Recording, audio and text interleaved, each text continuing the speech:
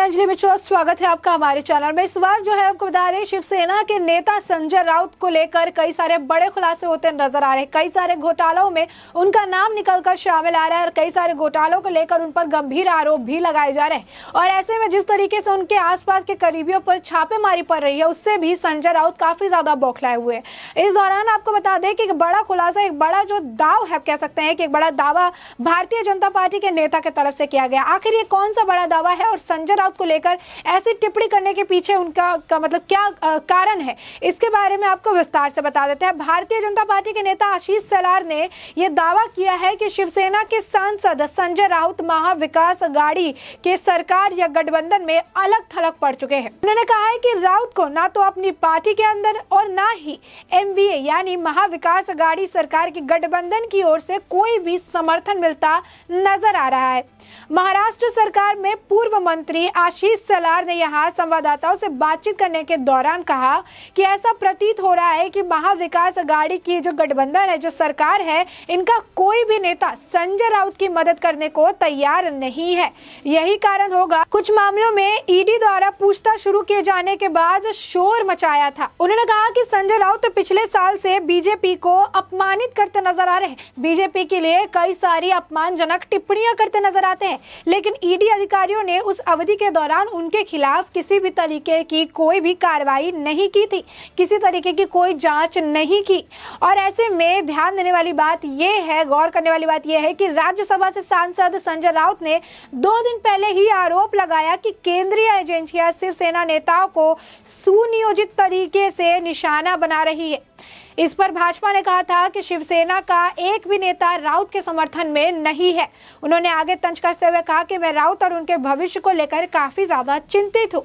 राष्ट्रवादी Congress party यानी NCP से भी उन्हें कोई मदद नहीं मिल रही है, ना ही एनसीपी से कोई मदद मिल रही है, ना ही इस महाविकास अघाड़ी के गठबंधन वाली सरकार की तरफ से संजय राउत के लिए कोई भी नेता खड़ा होता हुआ नजर आ रहा है। बता दें कि इसे लेके संजय राउत की तरफ से भी एक ट्वीट निकलकर सामने आया, जिसमें उन्होंने लिखा है कि पिछले कुछ दिनों से मुझ पर और मेरे परिवार पर बदनामी के आरोप लगे हैं। केंद्रीय एजेंसियों ने केवल दुरुपयोग नहीं किया, बल्कि झूठ फैलाने वालों के कारण बदनाम भी हम हो रहे हैं। ऐसे में यह धारावाहिक झूठे जल्द ही कानूनी संगीत का सामना करेंगे। और याद रखें, न हमारी सरकार गिरेगी और ना ही मैं झुकूंगा। तो साफ तौर पर जो लोग झूठ फैला रहे हैं, खासकर जो केंद्रीय एजेंसी का दुरुपयोग कर रही है, यानी इनडायरेक्टली यहाँ पर केंद्रीय एजेंसी, इनडायरेक्टली यहाँ पर जो बीजेपी है उस पर निशाना साध रहे संजय राउत, और कह रहे हैं कि बहुत जल्द ही लीगल एक्शन जो है फेस करना पड़ेगा इन्हें, बहुत लीगल तरीके से इनसे जो है सुलझने के लिए वो तैयार है। आखिर कौन सी ऐसी शिकायतें हैं जिसे लेकर संजय राउत जो है इस वक्त बौखलाते नजर आ रहे हैं, ये पूरा मामला क्या है, इसे लेकर किस तरीके से उन्होंने आगे जो है कार्रवाई की मांग की है, उसके बारे में भी आपको बता देते हैं कि उपराष्ट्रपति एम.के. वेंकैया नायडू को 3 दिन पहले संजय राउत ने एक पत्र भेजा था और उसमें उन्होंने आरोप लगाया था कि शिवसेना के एनसीपी और कांग्रेस के साथ महाराष्ट्र में सरकार बनाने के बाद से ही केंद्रीय एजेंसियां शिवसेना के नेताओं को निशाना बना रही है।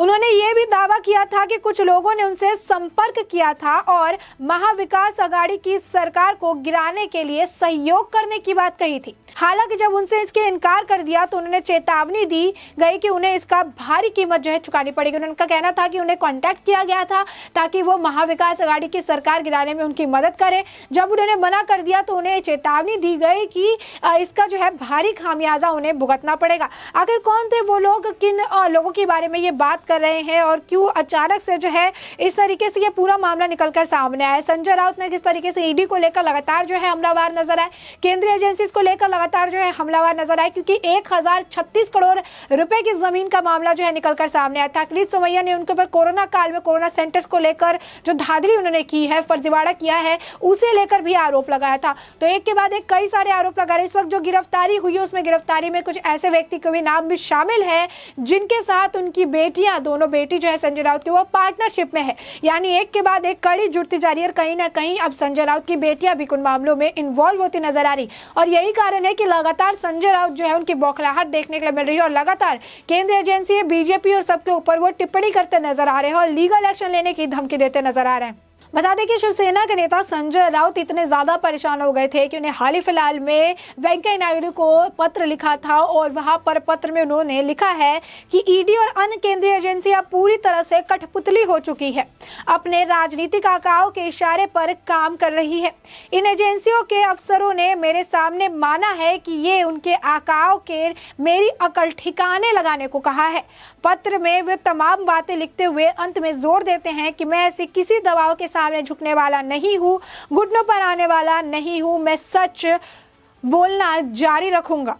बता दें कि ईडी ने गुरुवार यानी 3 फरवरी को करीब 1034 करोड़ रुपए के जमीन घोटाले के सिलसिले में सुजीत पाटकर नाम के एक कारोबारी को मुंबई स्थित ठिकानों में छापेमारी करके गिरफ्तार की। इस घोटाले में सुजीत की भूमिका की ईडी जांच के दायरे में कर रही थी, जबकि सुजीत पाटकर शिवसेना सांसद संजय राउत की बेटियां पूर्वशी और विदिता के कारोबार में साझेदारी बताई जाती है। यही नहीं, इस पूरे मामले में ईडी ने बुधवार यानी 2 फरवरी को प्रवीण एम राउत नाम के कारोबारी को भी हिरासत में लिया, जिनके साथ संजय राउत के भी करीबी रिश्ते बताए जाते हैं। ऐसा कहा जाता है कि प्रवीण राउत की पत्नी और साथ ही साथ संजय राउत की पत्नी ने पैसे मिलाकर एक जमीन में भी इन्वेस्ट किया था और इस इन्वेस्टमेंट के बाद से ही ये साबित हो जाता है, ये बात साफ हो जाती है कि इन दोनों के बीच में काफी गहरे रिश्ते बताए जा रहे हैं। वहीं प्रवीण राउत के नाम से कारोबारी को जो हिरासत में ले गया, उनसे कई सारे सवाल पूछे गए थे और वो जब सवालों का संतोषजनक जवाब नहीं दे पाए तो ईडी ने उन्हें 8 दिन के लिए हिरासत में भेज दिया। प्रवीण गुरु आशीष कंस्ट्रक्शन कंपनी के पूर्व निर्देशक है। वहीं गुरु आशीष कंस्ट्रक्शन कंपनी गोरेगांव मुंबई की पात्रा चौल पुनः विकास परियोजना से जुड़ी थी। महाराष्ट्र आवासीय क्षेत्र विकास निगम के 47 एकड़ के इस क्षेत्र में पुनः विकास की योजना बनाई गई थी। इसी पूरे मामले में जो है घोटाले का मामला निकलकर सामने आया। इसी मामले में घोटाले की शिकायत दर्ज कराई गई। ईडी की इस कार्रवाई के बाद संजय राउत ने पहले तो ट्वीट किया और उसके बाद वो बात करते हुए उन्होंने ट्वीट में कहा कि 7 फरवरी को लिखा था, उन्हें जांच करने दीजिए, मैं उनका स्वागत करूंगा। लिखा कि उन्हें लेकिन इंतजार करूंगा कि झूठ मत बोलिएगा। अगर किसी एजेंसी राजनीतिक मकसद साधने के लिए झूठ बोला तो मैं कह देता हूँ उसे बड़ी कीमत चुकानी होगी। साफ तौर पर सेंट्रल एजेंसी इस पर वो निशाना साध रहे थे और सेंट्रल एजेंसी से कह रहे थे कि झूठ ना फैलाए, क्योंकि अगर झूठ फैलाते हैं तो उन्हें इसका खामियाजा भुगतना पड़ेगा। और आपको बता दें 7 तारीख को उनका ये ट्वीट था और 8 तारीख को ही उन्होंने यानी संजय राउत ने राज्यसभा के सभापति को पत्र लिखा।